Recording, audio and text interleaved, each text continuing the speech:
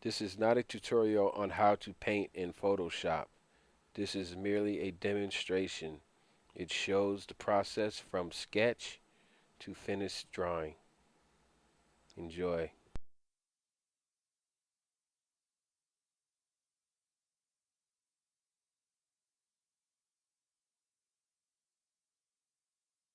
This is a speech by Frederick pointing out the hypocrisy of celebrating the 4th of July during a time of slavery. But, fellow citizens, pardon me, allow me to ask, why am I called upon to speak here today? What have I or those I represent to do with your national independence? Are the great principles of political freedom and of national justice embodied in the Declaration of Independence extended to us? And am I, therefore, called upon to express devout gratitude resulting from your independence to us? Would to God, both for your sakes and ours, that an affirmative answer could be truthfully returned to the following questions, because then would my task be light and easy and my burden delightful. For who is there among us that a nation's sympathy could not warm him? Who so obdurate and dead to the claims of gratitude that would not thankfully acknowledge such priceless benefits? Who so stolid and selfish that would not give voice to swell the hallelujahs of a nation jubilee when the chains of servitude had been torn from its limbs? I am not that man.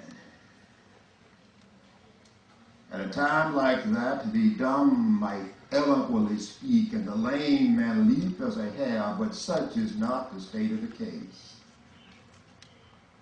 I say it with a sad sense of the disparity between us that I'm not included within the pale of this glorious anniversary. Your high independence only reveals the immeasurable distance between us.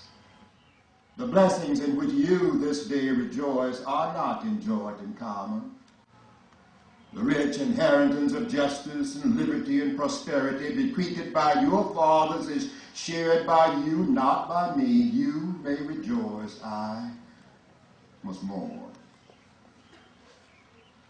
To drag a man in fetters into the grand illuminated temple of liberty and to call upon him to join you in joyous anthems were inhuman mockery and sacrilegious irony. Do you mean, fellow citizens, to mock me by asking me to speak here today? If so, there is a parallel to your conduct. And let me warn you that it is dangerous to copy the example of a nation whose crimes, towering up to the heavens, were thrown down by the breath of the Almighty, burning that nation in irreparable ruin. I can today take up the plaintive lament of a pale and woe-smitten people. By the rivers of Babylon, there we sat down. Yea, we wept when we remembered Zion.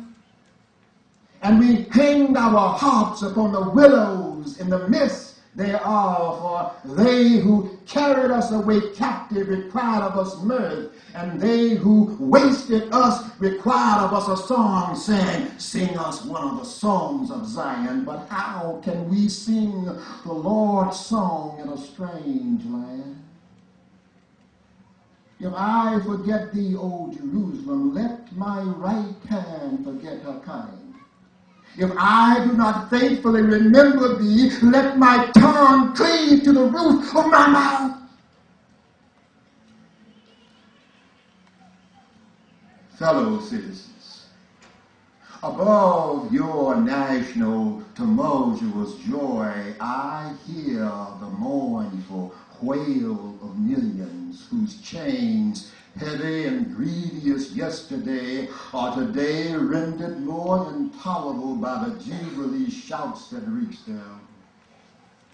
If I do forget, If I do not faithfully remember their bleeding sorrows this day, may my right hand forget her cunning, and may my tongue cleave to the roof of my mouth. To forget them and to chime in would be treason most scandalous and shocking, and would make me a reproach before God and the world. My subject then, fellow citizens, is American slavery.